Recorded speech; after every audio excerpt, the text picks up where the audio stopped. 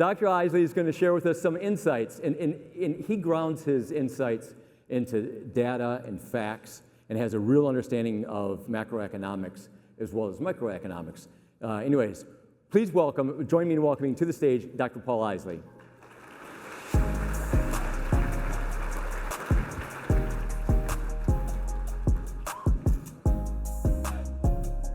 All right. So I think they made a mistake. They had an economist come to an inspirational type of an event. But we'll do our best, okay? So it's my job to sort of walk you through really fast what's happening, why we think it's happening, and where we think it's going to go. Click. I'm clicking.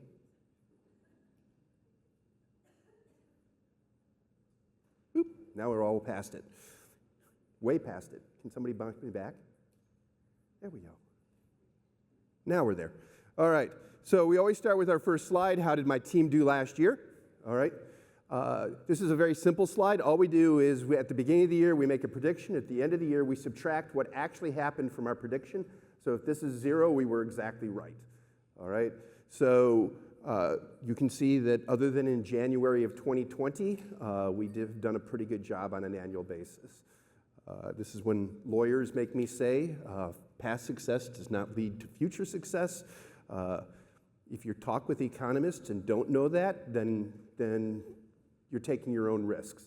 So at any rate, what this really means is that my team gets the number of workers in West Michigan correct within about 2,000 workers on an annual basis.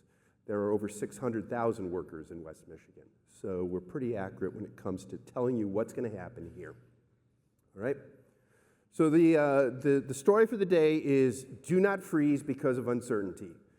One of the primary things that we hear constantly is, I don't know what's happening, so I'm going to just keep my cash and not do anything. All right? Don't do that. You have to be able to look forward and understand what's going on. So we need to walk through a few things here. You're on very, very rough seas. You're sort of sailing on Lake Superior in November. Things are changing all over the place. But the cool thing is that we're still getting close enough that you can actually see the lighthouse. And if you can see the lighthouse, now it's just navigating those short-term pieces to get to the long-term. And so we're going to walk you through a little bit about where the consumer's at. We're going to walk you through a few of the challenges that we're seeing businesses see. We'll spend a bit of time on the big, beautiful bill.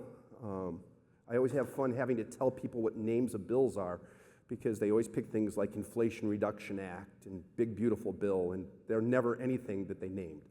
So we'll spend a little bit of time on that, and then we'll talk through where opportunities are right now because there are plenty of opportunities out there within the system that we're seeing. Okay? So first, consumers are maxed out and they're worried. All right? They're maxed out and they're worried.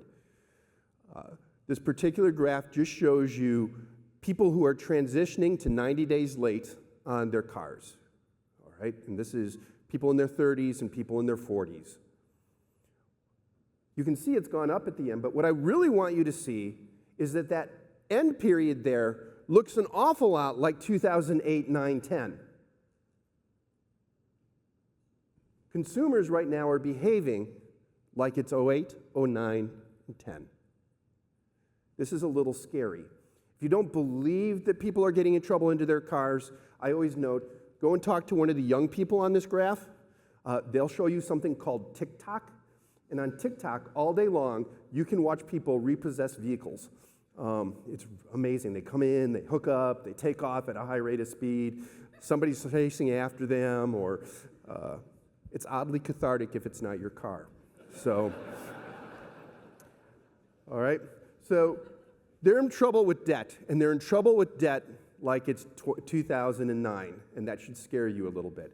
We haven't seen it in the housing market because houses haven't decreased in value yet.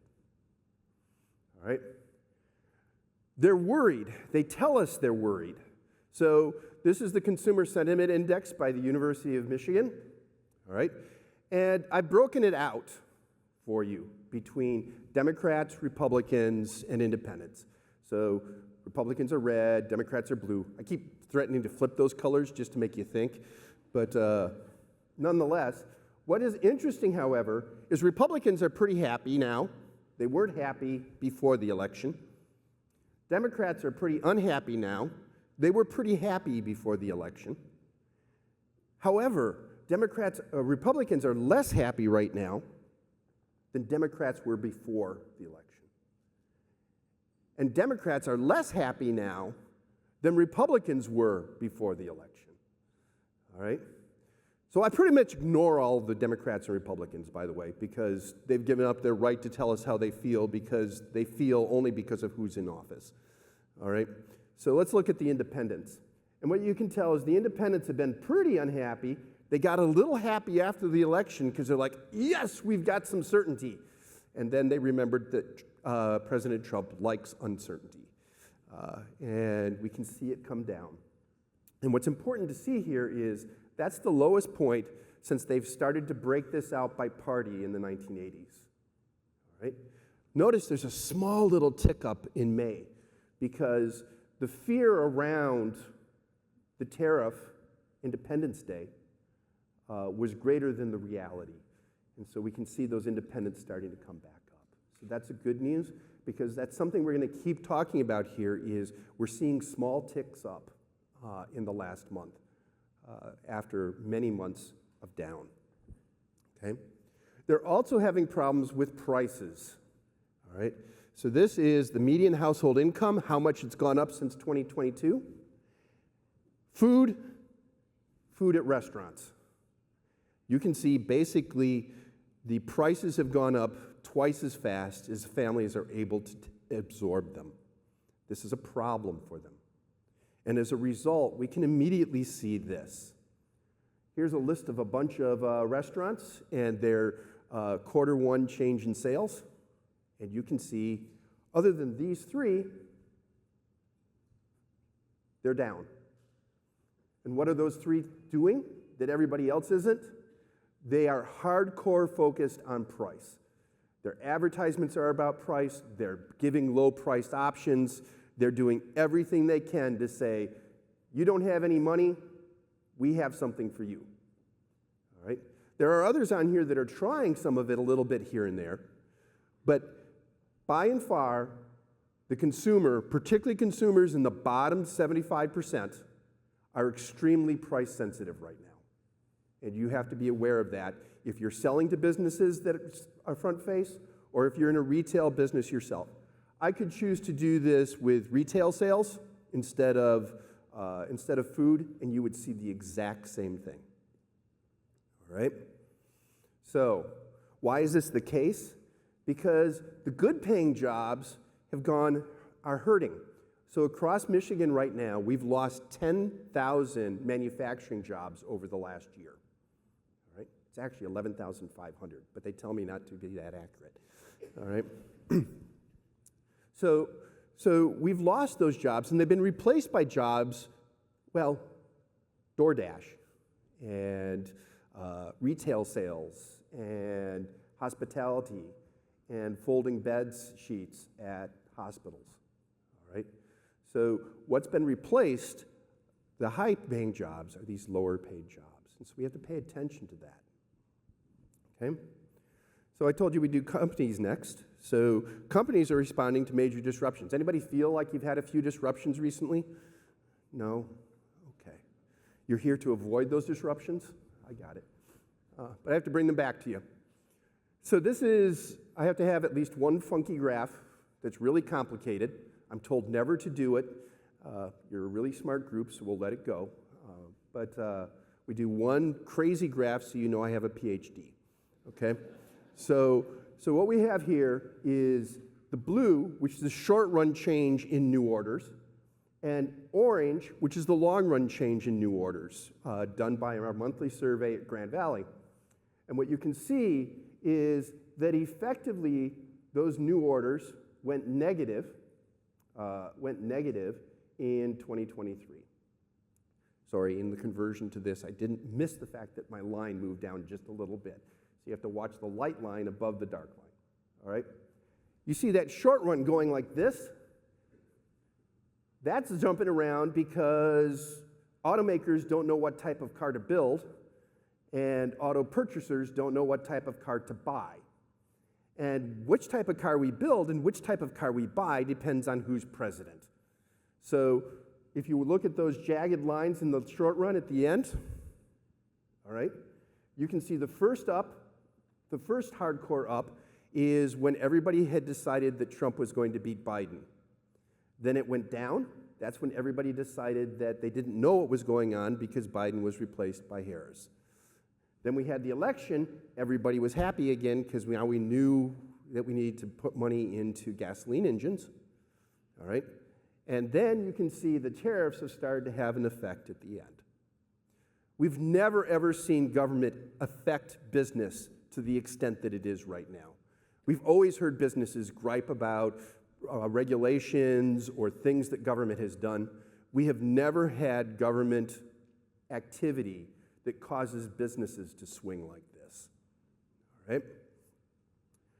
right? Interest rates.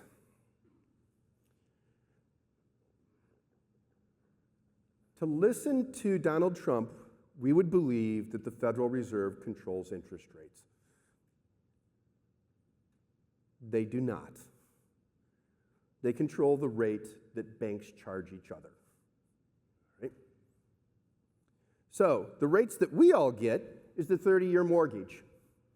So over the last year, starting with this red line here, there have been 3 rate decreases adding up to 100 basis points.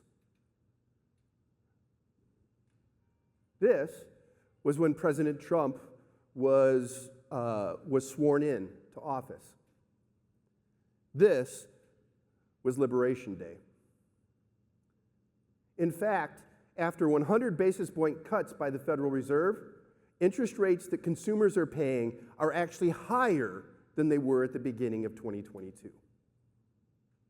Why is this the case? This is the case because people outside the United States saved their money in the United States because we were really stable, everybody understood what was happening, there was strong rule of law, and everybody trusted what was going on. In 3 months, we have chosen not to have that brand anymore. And what we have seen is substantial outflows of foreign capital out of the United States. All right? What does that mean? That means from now on, the interest rate that you expect to see will be between 1 and 1.5 percentage points higher than what you would have expected to see without this activity. All right? You're going to see interest rates like they are in Europe, not interest rates like we're used to seeing them in the United States. All right? That's okay. We can survive that. But you can't build your business plan on the lower interest rates that we're used to in the United States. You have to assume those interest rates are going to be 100, 150 basis points higher and make your business plans based on that. All right? We have AI. So what this is before ChatGPT and after ChatGPT, you can see call centers are down nearly 25% since ChatGPT. Programming is down 5%. Advertising agencies are down 2%, even though the overall job market is up. We are seeing AI come in and disrupt very, very quickly. And it's disrupting knowledge workers and individual contributors in ways that hasn't happened before. Now we're going to need that. We're running out of workers, so we're going to need this. But there's going to be a short period of pain here as people in their 50s lose their jobs because of AI. It happened during the 1990s. Remember that? We had that big surge in productivity because of Word and Excel and the internet and those sorts of things. I always cringe at saying the internet helps productivity because they created cat videos, which destroyed it all. But nonetheless, what we can see here is we have to worry about this. We have to worry about it quite a bit. And if your company's not thinking about this, they need to be thinking about this. Because companies are getting 10 to 15% productivity gains with it. And with the next edition, they're looking at new ways to do it, which may actually accelerate that. All right? Again, we're short workers in West Michigan. You need to lean in. And if you aren't leaning in, your competitor is leaning in.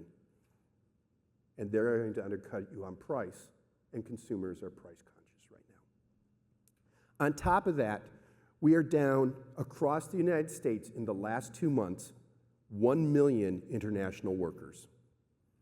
Okay? We've lost 1 million workers who were born in a different country in the last 2 months. All right? That's going to lead to higher prices and wages for you to be looking at. So be thinking through that as you go forward. And then there's tariffs. In reality, the tariffs aren't so awful. It's not knowing what the tariff is going to be from one day to the next that's awful. All right? Uncertainty is far worse than a bad plan. But what we can see here is that before before Independence Day really took effect, we were running between 100 and 120,000 TEU into the Port of Los Angeles. And now we're bringing in about 80. Right? That's a big drop in throughput. All right? And on the side, you can see we pulled forward a lot of stuff. We shipped in a lot of stuff before the tariffs. So we were 7% ahead. Now, when I made these ads last week, we were 3.92 ahead. We're now only 3% ahead this week. All right? They were always worried about me getting in my slides. It's like, things are changing every day right now. You get them at the end. So what we've seen is we've almost blown through our pull forward. And as we get through the second half of summer here, we'll start to actually see the effects of tariffs. We haven't seen them yet. All right? So because it's Grand Rapids and we want to spend some time, and we've actually spent a lot of energy and time trying to create affordable housing for workers to be in here in West Michigan. We want to see how we're doing. So what we can see here is that we are building housing faster than population growth. All right? So the orange line is population growth, blue line is housing units, and you can see that we're growing housing units at about twice the rate. We had a big backlog of people needing housing, and our housing is really expensive. So the question is, are we building fast enough to make a dent in that? And the answer is, if we look at rental rates, and these are rental rates for the middle band of rental houses or rental locations, you can see that Ottawa and Kent County are seeing rental rate growth slow. It's still above the rate of inflation. There's still work to do here, but it's slowing. If you look at the other side of the state, that rental rate growth is going up. So what's happening? We have hired a lot of people in construction, and those construction workers are building lots of multifamily. So we have a mismatch now between multifamily and single family, but we have enough housing units, and those housing units are slowing down the speed with which prices are going up. That's really good for us going forward, unless you're selling those units. But that's, as I look at my front table over here. So, all right. We have to do the One Big Beautiful Bill Act, and then we'll do what to watch, okay? So here's the deal. Those tariffs, they ain't going away. We get a new president, they're going to be here, and they're going to stay here because they're realistically built into the Big Beautiful Bill. The fact they didn't write them in completely was amazing to me. But what we can see here is the Big Beautiful Bill costs $380 billion a year in lost tax revenue, all right? We needed to cut even further because our deficit was too high coming out of COVID, all right? So we needed about a little bit more than $600 billion in savings or revenue, right? So forced reduction to date is only $60 billion. I get a little annoyed with the press getting all upset about it because it's less than 10% of the workforce.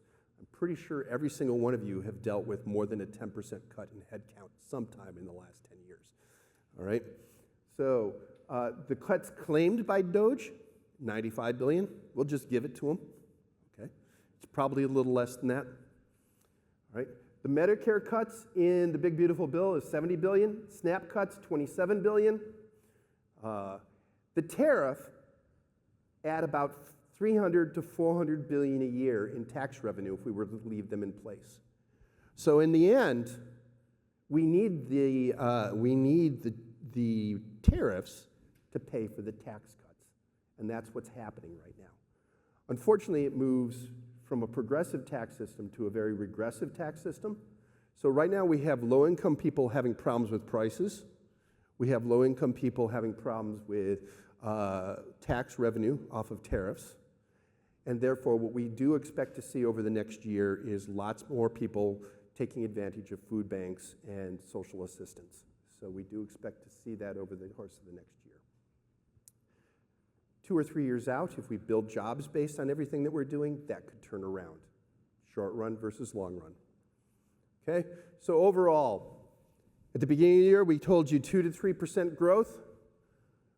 Everything that's happened to right now brings us down to about 0% growth. It's taken about 2% off the growth path from what we expected before. And that's gone now. If things get worse, things will slow down more. All right? So if we don't dial in some trade deals soon, we'd expect that this will start sloping down faster. We expect next year will be very good. All right? There's a lot of indicators right now that tell us 2026 is going to be very good. So under those conditions, consumers are still stressed and starting to freak out. You need to be prepared for that with price. Right? Tariffs will begin to cause disruptions in June. Everybody thinks it's already done it. It hasn't. It'll start happening in June. Interest rates will be elevated even if the Fed cuts. Okay? Red areas are going to be more risky than blue areas, so if you're trying to make business deals, look for pockets of Republicans. All right? The population growth continues to support investment in West Michigan housing for another 5 years. Outside 5 years, all bets are off, and it actually looks bad. All right? Strategically take advantage of the fact that this third quarter will probably be our slowest quarter. All right? So you have lots of opportunities to upskill your workers. You have lots of opportunities to strategically gain market share if you can take advantage of prices. And you can finish off your strategic plan for growth for 2026. So that's what we see happening right now. Thank you.